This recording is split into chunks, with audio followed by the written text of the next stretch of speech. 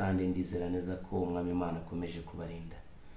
Reka rero tufatanye umuririmbyi n'ubundi 60 hanyuma nidusoza dusenga Imana dukomeze no kumva ijambo ry'Imana. We mutima urira uze kwa Yesu, amakuba yawe uyamubwire, mubwire buhoro ibikuriza, we kugira ubwoba kandi wirira, mubwire buhoro ibikuriza, we kugira ubwoba kandi wirira. Bwira Yesu byose inshuti yawe, ibikubabaza n'ibigutera, arakunda afasha abashavuye, izere ijambo rye kandi wirira. Arakunda afasha abashavuye, izere ijambo rye kandi wirira. Abaremerewe n'ibiruhanya, babwire ko Imana yabaruhura, ubahumurize utumukiza, amara agahinda kandi wirira. Ubahumurize utumukiza, amara agahinda kandi wirira. Mana Data, turagushimye neza n'urukundo, tugushimiye kuri umukozi w'umuhanga, tugushimiye ko wabanye natwe ikiwe n'ikibi cyawe, tugushimiye umwanya mwiza rero nk'uyu duhaye wo kuganira ku ijambo ryawe. Niyo mpamvu tukunezerewe kuko uri umwami. Abari hirya no hino, abateze amatwi iyi radiyo Izuba, reka bahabwa umugisha n'ukuboko kwawe mwami, kandi bashe guhindura imitima ya benshi kugira ngo icyubahiro kibe cyawe. Ubutumwa bwawe Yesu Kristo tugiye kukuvugira nk'umwami n'umukiza. Urakoze mwami kuma umwanya nk'uyu, niyo mpamvu natwe tugushimiye kugira ngo mwami Yesu Kristo Nazareti buri muntu wese uri bwumva ubutumwa bubashe kumuhindura no kumugirira umumaro. Urakoze Yesu kuko wumvishe gusenga kwacu mu izina rya Yesu, amen. Yesu nashimwe cyane. Umuririmbyi yararirimbye nyine aravuga ngo nguye mutima urira uze kwa Yesu, amakuba yawe uyamubwire, mubwire buhoro ibikuriza. Yesu ashimwe. Yesu umubwire buhoro ibikuriza, ibigutera, ibitumye utanezerwa, ibitumye ubabara, ibitumye udasa neza, ibitumye bikuraza ijoro, ibitumye udasinzira. Rero ndimo ndakwingingira kugira ngo umwami Yesu umubwire byose. Ibyo byose ubimubwira arabizi, ubimubwire byose nta kintu na kimwe kijya kinanira umwami. Tugenda tubona ukuboko kw'Imana no kujya neza kwe, kandi ndabizi neza ko aya masaha ndabizi ko ari umugisha kuri twebwe, kandi ndabizi neza ko ari umugisha na ku bandi bateze amatwi kuri radiyo. Ndabizi neza ko tugiye guhabwa umugisha ku bw'aya masaha. Yesu rero akomeze abane natwe kandi akomeze atugirire neza. Reka rero dufatanye turi busome igice cya ubutumwa bwiza uko byanditswe na Yohana ibice 7 niho turi busome kugira ngo tuve icyo Imana ishaka kuvugana natwe aya masaha. Kandi nari ndimo mbabwira ngo intego ivuga ngo ni iki cyaguhesha amahoro. Rero ubutumwa bwiza uko bwanditswe na Yohana ibice byaho 7, hanyuma turi busome ku murongo waho ibice 7 dukomeze ku murongo wa 3 n'umurongo wa 8. Iyo niyo ntego ivuga ngo ni iki cyaguhesha amahoro. Ibice 7 umurongo waho wa 3 kugeza ku murongo wa 8 dusome mu izina rya Yesu. Abango nuko bene se baramubwira bati va hano ujye i Yudaya kugira ngo abigishwa bawe barebe imirimo ukora, kuko ari nta muntu ushaka kumenyekana wakorera ikintu mu rwisho, kuko ukora iyo mirimo ngaho genda wiyereke abari mu isi bose. Bene se babivugiye batyo kuko batamwizera. Yesu arababwira ati igihe cyanjye ntikizasohora, ariko igihe cyanyu gihoraho iteka. Ab'isi ntibabasha kubanga, ariko ngewe baranyanga, kuko mpamya ibyabo yuko imirimo yabo ari mibi. Mwebweho nimujye muri iyo minsi mikuru, ariko ngewe sinjyayo ubu, kuko igihe cyanjye kitarasohora. Mwakeneza ijambo ry'Imana. Yesu ashimwe cyane. Aya masaha ndashaka kugira ngo tuganire ku ijambo rivuga ngo ni iki cyaguhesha amahoro. Tujya tubona rero ibintu bimwe bituma abantu babura amahoro, ariko mbere yuko shaka kuvuga kuri iri jambo, Yesu bene se abari barivukanye nawe, abagendanaga nawe, hari ikintu babonye bo bashatse kumukoresha igihe kitari cyagera, ariko Yesu aravuga ngo ntabwo igihe cyanjye cyari cyagera. Hari abayera bamuzi, abazi ibyo yakoraga, hari abazi amateka yabyo, hari abazi inzira, ariko Yesu hari ibintu bimwe yabonye abona ko atari ko kuri. Rero tubitekerezeho mu gihe kidasanzwe ko Yesu nawe yari afite uburyo bwe yarabayeho, ariko mu rundi ruhande dutekereze neza ko hari abantu nanone tubana baduca intege, nawe baguca intege, ariko dutekereze nanone, ndashaka ko mvuga ku ijambo wita ko ukwiye kwita ku muhamagaro Imana yaguhamagariye. Umuhamagaro rero twahamagawe ugiye urimo ibibazo bigiye bitandukanye, kandi twese abizera, abakristo, hari ibihe turimo ducamo, ariko bamwe ntibamenye neza ko ibi bihe bigora abagenzi. Ukumva urimo urabicamo, ukumva ntacyo bigutwaye, ariko nenda kukuhugura nkubwira ngo iyi ni inzira idasanzwe, ni inzira irimo ibikomere, ni inzira irimo urugendo, ni inzira ikubabaza.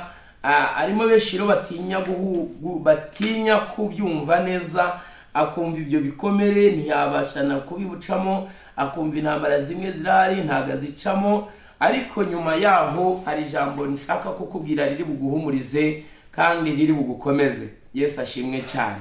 Haleluya. Rero niko bamubonaga, ariko hari ijambo rimwe shaka kuguhumurizamo nkubwira ngo nubwo uri mu bintambara, nubwo uri mu bikomere, Imana irahari kandi hari ku bwawe kugira ngo ikugirire neza. Warahamagawe, ariko mu muhamagaro wawe hari ibyo ugenda uhura nabyo. Warahamagawe, hari iby'intambara nyinshi ubona bimwe ukabiburira igisubizo, ariko humura, kuko igisubizo Yesu yaragitanze. Igihe cyawe rero kigeze, Imana ikaguhamagara ikagushyira mu murimo, umenye neza ko hari ibyo uzahura nabyo. Hari ibyo uzahura nabyo, hari ibikomere uzahura nabyo, hari mu murimo hari ibyo uzahura nabyo, hari ibyo uzabona. Isi rero yuzuyemo akenshi ibintu bigendanye n'ibikomere kandi bibabaje, ariko hari ikintu ndimo nkubwira muri ibyo bikubuza amahoro, yuko na nkuzaniye nanone iri jambo rivuga ngo niki cyaguhesha amahoro aya masaha. Nta kindi cyaguhesha amahoro nukumva iki jambo ry'Imana rivuga, nuko umva umuhamagaro wawe, kuko mu isi tubayemo n'ubundi harimo ibikomere byinshi bigiye bitandukanye. Rero hari abantu bamwe tujya tugirirwa umugisha, abashumba, abandi duhura nabo, abakozi b'Imana, ukumva abakozi b'Imana ntabwo bahura n'ibibazo, ntibahura n'ibigeragezo, ukumva niwe uriho. Ariko nenda kukubwira na Yesu ubwe hari ibyo yahuye nabyo, batangira kuvuga kumwereka ibyo akwiriye kubamo, batangira kumwereka ibyo akwiriye gukora. Nuko rero se bari bamutangiye kumwataka bamubwira ibyo bamubwira ngo se noneho harabiki, ibi noneho urakora ibi. Hanyuma Yesu hari amagambo agenda agakoresha meza, nguko ari nta muntu ushaka kumenyakana wakora ikintu mu rwihisho, kuko ukora iyo mirimo ngaho genda wiyereke abari mu isi bose. Bene se babivugiye batyo kuko batamwizeraga. Ntabwo bizeraga ibyo yavugaga, ntabwo bizeraga umuhamagaro, ntabwo bizeraga ibi, ntabwo bizeraga ko Imana ikora. N'uyu munsi hari abantu batizera ko Imana ikora, kuko hari abantu umuntu abana nabo kumva umuntu rwose ntabwo yizera, niyo myizere yo kwizera ko Imana ikora ntabwo yemera. No kuvuga ngo barizera Yesu, ukumva ntabwo yakwizera Yesu, akumva ngo Yesu ntiyamukorera ibi, akumva ntabwo Imana ishoka guhindura ubuzima bwe. Rero mwene data reka nkubwize ukuri, twebwe turavuga gukora kw'Imana, turavuga ubwiza bw'Imana, twe twabonye Imana ihindura ubuzima bwacu, ariko twakwemerwa tutakwemerwa tuzi neza ko Imana ihindura ubuzima. Yesu rero nawe byamugezeho, niyo mpamvu mubwira ngo ibikomere bimufite hari ibyo utazemererwa, ariko Yesu arakubwira ngo nawe ubwe ntibamwemeye, kandi ubwo batamwemeye ni nayo mpamvu bagiye babura amahoro. Aragira ngo Yesu aravuga ngo nta muntu ukora ibyo muri rwihishwa abikora ku karubanda. Rero Yesu igihe kigeze yagiye ku musaraba, ajya ku musaraba, yarakubiswe, yarababajwe. Ibyo rero abakozi b'Imana igihe kimwe tujye duhura nacyo, ukabona ntushaka kubibamo, ugashaka ntabwo ibigeragezo byakugeraho, ibibazo ntibyakugeraho, intambara ntizakugeraho, ibikomere ntibyakugeraho, ahubwo uko ibibazo bikugeraho nibyo bigutera ubusabane n'Imana. Uko intambara urwana nazo nizo zigutera guhura n'ubusabane bw'Imana, niko bigutera kwegera Yesu. Oh haleluya! Kuko na Yesu yigeze abibwira intumwa, arabwira ngo niba babarenganyiriza ijambo, niba bakubita babakubitiye ijambo, mumenye ko atari mwebwe baheriyeho, ahubwo natwe nuko Yesu nawe bahereye kuri we. Niyo mpamvu kumva ari neza ngo niki kiguhesha amahoro. Erega nubwo utazira ubutumwa bwa Yesu Kristo, hari ibindi wazira, ariko byaba byiza uzira ubutumwa bwa Yesu Kristo bikaguhesha amahoro. Ubutumwa uhagazemo ukwiye kuba uhagaraze nuko wizera Yesu nk'umuntu wabanje guca muri ibyo bibazo, nk'umuntu wabanje guca mu muntu, aba umwana w'Imana. Ariko kugira ngo aducungure niko yabanje guca muri ibyo bikomere byo kutemerwa, byo kutumva, kandi n'ibyo yakoraga ntibabyemere. Ariko umunsi umwe hanyuma agaragaza ubumana bwe, agaragaza ko ari Imana yuzuye, agaragaza ko ari Imana ishoboye, agaragaza ubumuntu bwari bumurimo, aratwitangira. Magingo naye turashima amaraso ya Yesu, turashima Yesu watwitangiye ariko yarabanje guca mu bikomere.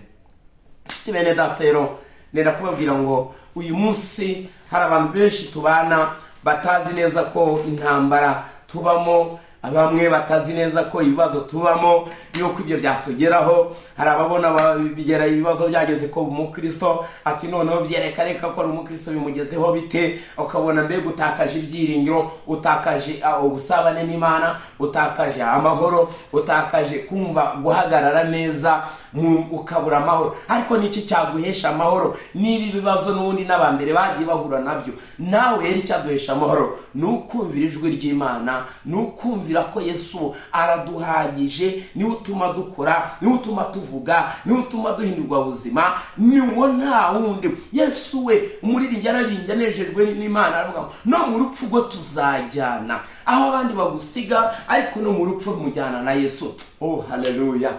Rero bene data ndenda kugira ngo mbabwire, aho njye buri munsi ubuzima tugenda ducamo, hari abenshi muri twe cyangwa se n'abandi bamwe b'abayobozi, hari amatora amwe batandukanye, abandi baririmbyi bamaze kumenya neza ko kwitwa umuyobozi bitavuga ko turi intungane.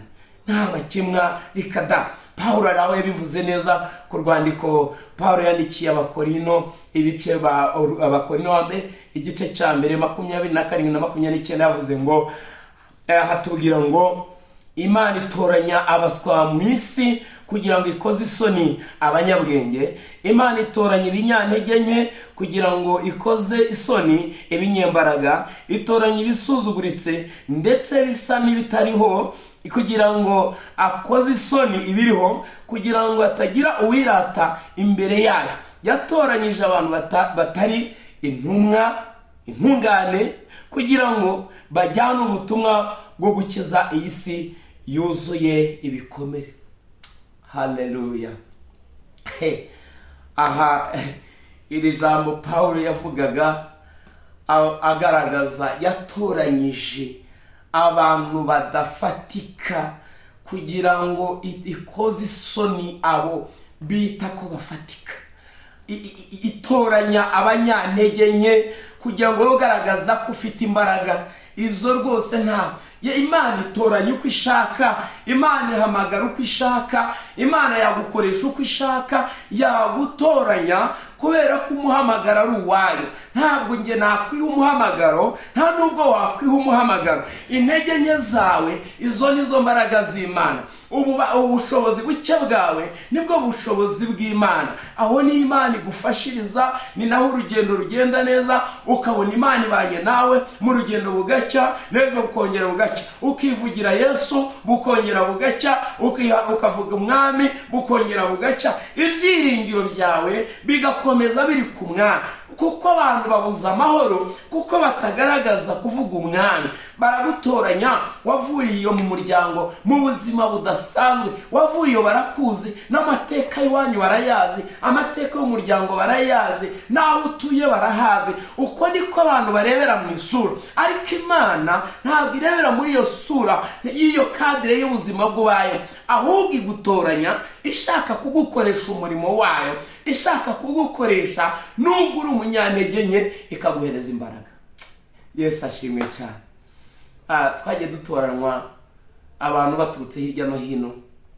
Warahamagawe, wa mubyeyi warahamagawe, wa mukobwa warahamagawe, wa mupapa warahamagawe, wa musore warahamagawe. Ariko si uko wari ukenewe cyane, ahubwo niko Imana yabonaga ko igihe nk'iki ari wowe ikeneye. Niko yabonaga igihe nk'iki ari wowe uzagira umumaro. Niko yabonaga igihe nk'iki ari wowe uzafasha abantu. Yabonaga wowe igihe nk'iki. Ariko si uko ibikomere utabifite. Ufite ikibazo, ufite ibikomere nubwo wahamagawe, uri mu murimo ariko ufite igikomere kidasanzwe. Reka nkubwire, nubwo ubibona icyo, ntabwo ari wowe wenyine ufite icyo gikomere, kuko ni n'umwe za mbere n'abatubanjije. Bibiri tubwira mu isezerano, hari abantu bahamagawe ariko bakagira ibindi bikomere, kandi ibyo bikomere kubera iyo mpamvu.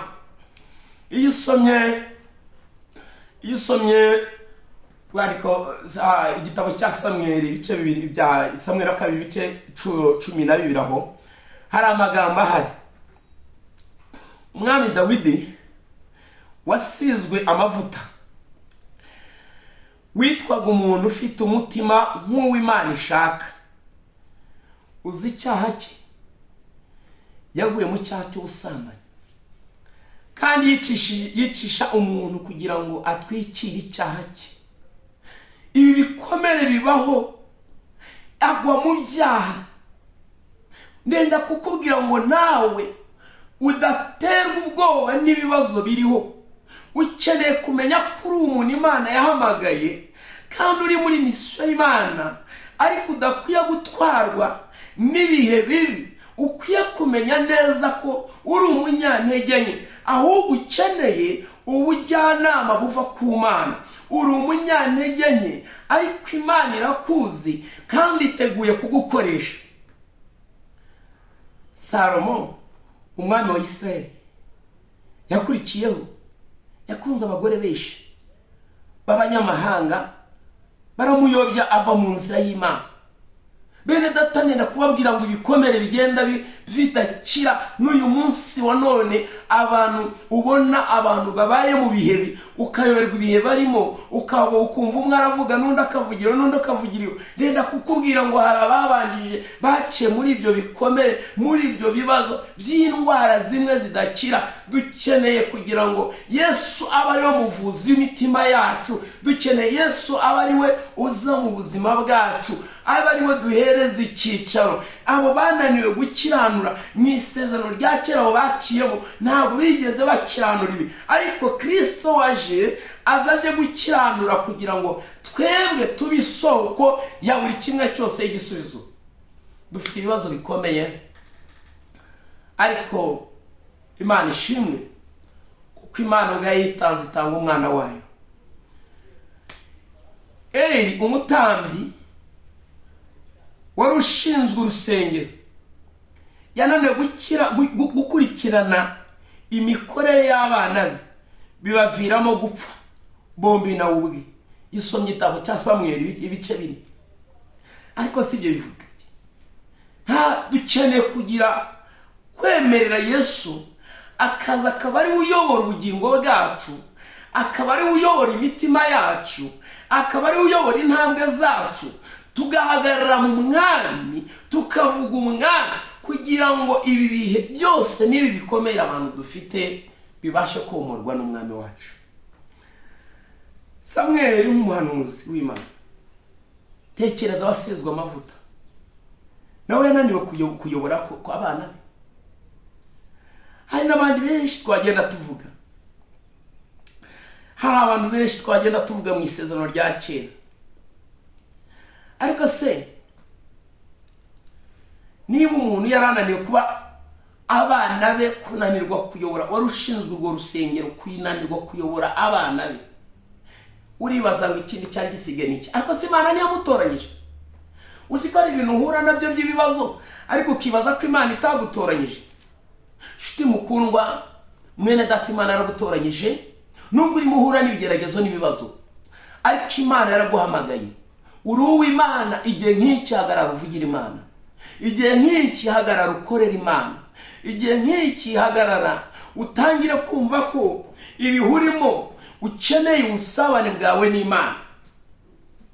Nta kindi rero cyaguhesha amahoro habe nuko ukwiriye kuba imbere ya Yesu umusaba amanywa n'ijoro kugira ngo akurinde mu murimo uhamagariwemo, mwiyereko Imana iguhaye. Iki nicyo gihe cyo kubuvugira Imana, iki nicyo gihe cyo kuyikorera, iki nicyo gihe cyo gutwara inkuru nziza. Hari abantu bababaye, hari abantu bafite imitima ikomeretse, hari abantu bafite imitima yihebye, hari abantu bafite imitima itakiriho. Uyu munsi ndimo ndakubwirira ijambo kugira ngo twese nk'abizera, kugira ngo duhagarare tuhagaze muri Yesu Kristo, ari uduhereza ijambo kugira ngo ridukomeze. Nshuti mwene data, turahamagarirwa kugira ngo tubone amahoro atangwa n'Imana. Iyo turebye n'iki cyaguhesha amahoro kandi ufite ibikomere, warahamagawe ariko ufite ibikomere, ariko n'iki kiri guha amahoro? Ukeneye ubwawe kubanza kwiha amahoro, ukeneye ubwawe kugira ngo wumve ko hari ikintu gishoboka guhinduka mu buzima bwawe. Ijambo ry'Imana mu gice cyaho cya 30, ibice 7, umurongo wa 38, hari icyo Bibiliya ivuga ku murongo wa 30, ariko ndasoma cyane ku murongo wa 38, ngo nuko bashaka kumufata ariko ntihagire ubihangara, kuko igihe cye cyari kitarasohora. Igihe kitari cyasohora ntawe ugukoraho, igihe cye kitacyagera ntacuba, igihe cye kitacyagera Imana iguhagararaho, igihe cye kitacyagera, igihe cyawe kitageze, wevuge Mwami, vuge Yesu, ni kuko nawe ukeneye ngo Imana iguhindure. Igihe cye kitacyagera ntabwo wava muri ubu buzima, igihe cye kitacyagera. Hari abantu batari bageze igihe, ndenda kukubwira ngo igihe cyawe uracyagifite, gikoreshe uvugira Umwami.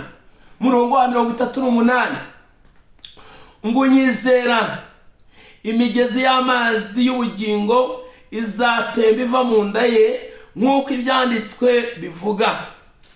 Unyizera. Yesu ashimwe cyane. Aha ndamya yuko iba ariko biriko, kandi ariko Imana koko ivugana natwe. Ibikomere byo mu mutima bitajya bikira bitubuza gusabana n'Imana. Mwene data, iki gihe cya none hari ibintu ureba ukabura igisubizo cyabyo, ukumva urakomeretse, ibyo ureba ukumva uriyanze, ukumva nta mahoro. Ariko reka nkubwire, banza wewe ubwawe wiyakire, banza wumve umutima wawe, banza ureke Yesu aba ari gukora. Warakomeretse, nta kindi cyahindura ubuzima bwawe. Wuzuye ibikomere, wafasha ndetse ufite ibikomere, wafasha abandi se niba nawe ukomeretse? Nta kindi cyagufasha.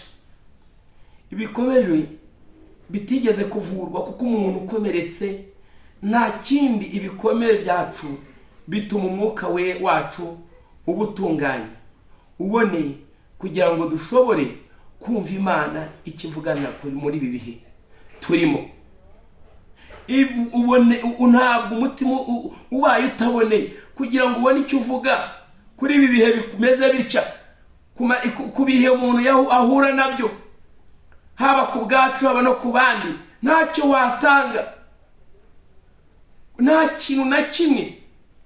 Twibuke Hana arimo ajya gusenga, Hana arimo asenga Imana, igihe kiragera, Hana umutima we wari ukomeretse, wari wihebye, nta gisubizo yari afite. Ariko Hana igihe yasengaga, nta nubwo yabumburaga umunwa we ngo avuge, ariko Imana iramureba, iramwitegereza, byatumaga atari bugirane ubusabane nk'uko byari biri. Ariko Imana irebye ibona ikibazo afite, hanyuma iramubaza kuki asengana umubabaro. Mwene data, ndabizi niki cyaguhesha amahoro kandi usengana umubabaro. Hari abantu basenganya umubabaro, hari abantu basengana ibikomere, hari abantu basengana agahinda. Kandi ndakubwiza ukuri, Yesu niwe wenyine, niwe gisubizo. Yesu wenyine iyo umufite, uba ufite ubuzima, uba ufite kubaho. Yesu iyo umufite, nta kindi na kimwe wikanga, uba ufite amahoro yuzuye. Uretse igikomere dufite, ibikomere rero bituzanira undi mwuka, birakurangaza, tukibagirwa icyo Imana ishaka ko dukora, bituma utagera ku mugambi Imana ishaka. Icyo Imana ishaka ni ukugira ngo ugere ku mugambi w'iguhamagarira, ni ukugeza abantu ku butumwa bwiza. Mwene data, ndimo ndakubwira kugira ngo ubutumwa turimo duhabwa, ubutumwa twahawe n'Imana, ni ukugira ngo nkubwire ngo weho bamaso. Ubutumwa urimo guhabwa aya masaha iri jambo, ni ukugira ngo ntukongere gusengana umubabaro. Senga uzi neza ko Yesu ari kumwe nawe. Bibiliya nitubwira ngo no mu rupfu tuzajyana, Yesu ari kumwe nawe, no mu bibazo mubane, no mu rugendo mubane. Ariko kubera ko hari ibyo ureba kandi bigaragara nk'ibikomere biri mu mutima wawe, bidashobora gukira, bidashoboka guhindura, we mu mutima wawe niyo mpamvu ujya gusanga, ugasanga kenshi isengesho usenga nta naho rigera. Kubera iyo mpamvu, kubera yuko urisengana agahinda, urisengana uwo mubabaro. Mwene data, urisengana amarira. Ndenda kukubwira ngo weho tuza, emerera Yesu aze ayobore ubuzima bwawe, emerera Yesu aze ayobore, ahindure amateka y'ubuzima bwagiye ucamo. Iyo turebye, dutekerezeho wenda mu kandi kanya, iyo dutekereje icyo bita urugomero. Urugomero rutanga amazi mu buryo butandukanye. Iyo turebye urugomero rw'amazi, bitewe n'uko urugomero warukoze, rushobora gutanga amazi menshi, ariko rushobora no gutanga amazi make. Yesu yabivuze neza aha, avuga ku murongo wa 38 ngo unyizera imigezi y'amazi y'ubugingo izatemba iva mu nda ye, nk'uko ibyanditswe bivuga. Haleluya! Iyo ufite ibibazo mu mutima wawe, bigora no kwegerana n'Imana, kuko bitwicira ubusabane, bikwicira ibihe byawe byo gusenga, bikwicira igihe cyawe, kuko niyo usenga ntabwo isengesho ryumvikana. Ibi bihe, hari ibihe turimo biba bigoye abagenzi, ukumva abantu ahari, utekereza Yesu nk'aho abonekera, hari ababonekera cyangwa harimo n'abandi atabonekera. Ugasanga Yesu bamwe baramufite, abandi wenda ntibamufite. Ariko reka nkubwire, kwizera konyine niko kuguhesha ibyo. Kwizera umwana gutuma ugera ku cyo Imana yakuvuzeho, yashatse kugeraho. Mu mateka y'ubuzima bwanjye.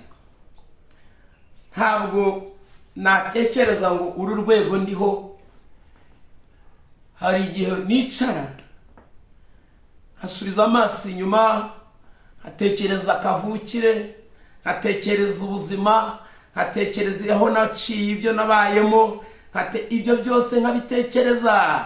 Ariko natekereza uyu munsi hakaba hari n'ibindi bisa nk'ibikomere nagiye ncamo birenze. Ariko uyu munsi njye uvuga, iyo ntekereza iri jambo, cyawe ntekereza ko atari njye, ahubwo ntekereza ko ari Yesu ubwo wivugira, kandi akabivuga aciye muri njyewe. Kuko mu mateka yo twagiye ducamo, ntabwo ubundi nakabaye mvuga ibi, nta nubwo nakabaye nta nubwo nakabaye ntekereza ibi. Kuko iriye mpamvu, kuko ibyatumaga byanyicira iyerekwa binyicira n'igihe byari bihari, byatumaga ntabasha kuvugira ijambo byari bihari. Ariko kubera ko Yesu yagushaka, iyo wemereye Yesu akaba mu buzima bwawe, nta kindi na kimwe, amahoro urayabona, uraryama ugasinzira, ukagenda usinziriye, ukabaho umeze neza, ukabyuka ejo mu gitondo ugapulaninga, ukongera ugatekereza ibindi bitekerezo byatuma itorero rya Kristo ririmo ryaguka rinakura.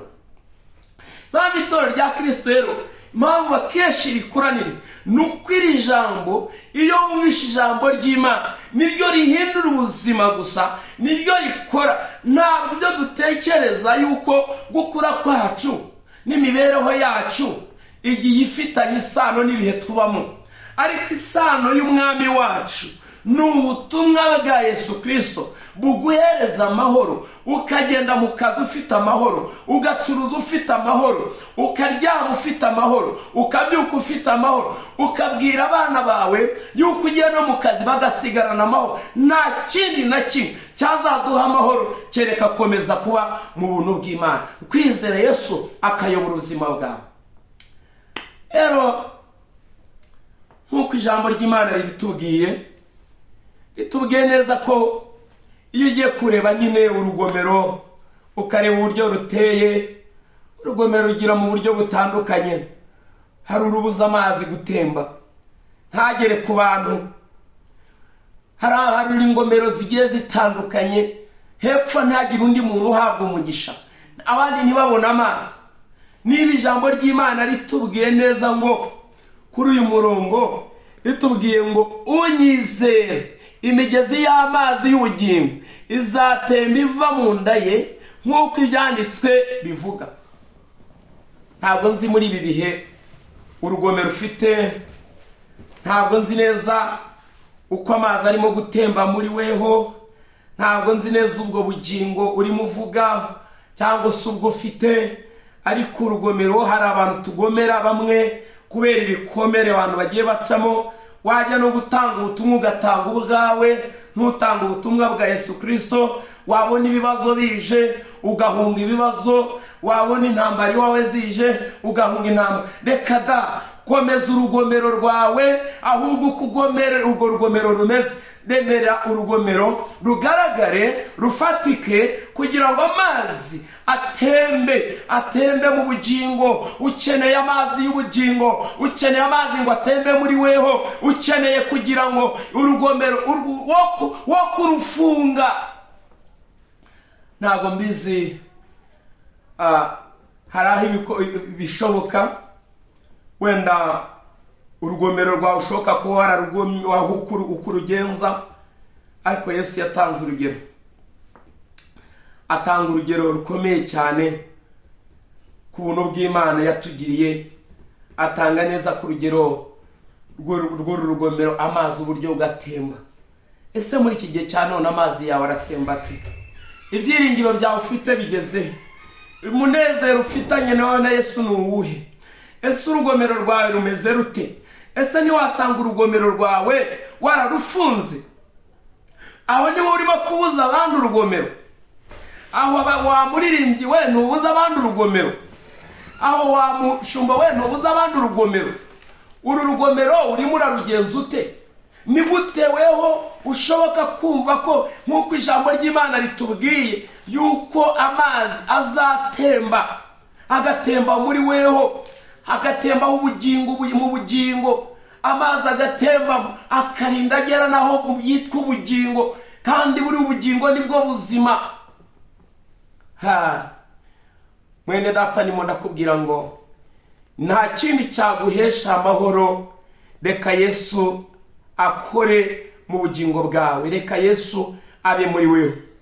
Kuko nkuko twabonye ko hari ingomero nyinshi zubakwa ku buryo zisiga akanya gato ko gutambutsamo amazi makeya gusa. Ibyo nibyo bitubaho natwe iyo twemeye ko ibikomere byubaka urugomero mu bugingo bwacu. Dushobora gutemberesha amazi makeya ku buryo abantu bashoboka kutayabona, ntabwo bahembuka, ariko ntibabone amazi. Yesu ashimwe cyane. Ntabwo babona amazi, ariko nimo ndakubwira nkwinginga kugira ngo nubura urugomero urubone. Hari urugomero rwa Kristo, urugomero nta rundi. Ndakubwiza ukuri, reka abantu babone urugomero, reka ubugingo buboneke, reka amazi atembe muri weho, reka imbaraga za Yesu zikore mu buzima bwawe, reka ubugingo bwongere buboneke muri wewe, reka ingomero zawe zigaragare, reka ureke impombo zigaragare nzagutse, kuko buri muntu wese akeneye kubona ubwo nawe ubwawe akubonaho umusaruro wo kuvuga ngo umubere igisubizo, mubere igisubizo mu byo ukora, mubere igisubizo mu kazi, mubere igisubizo mu murimo.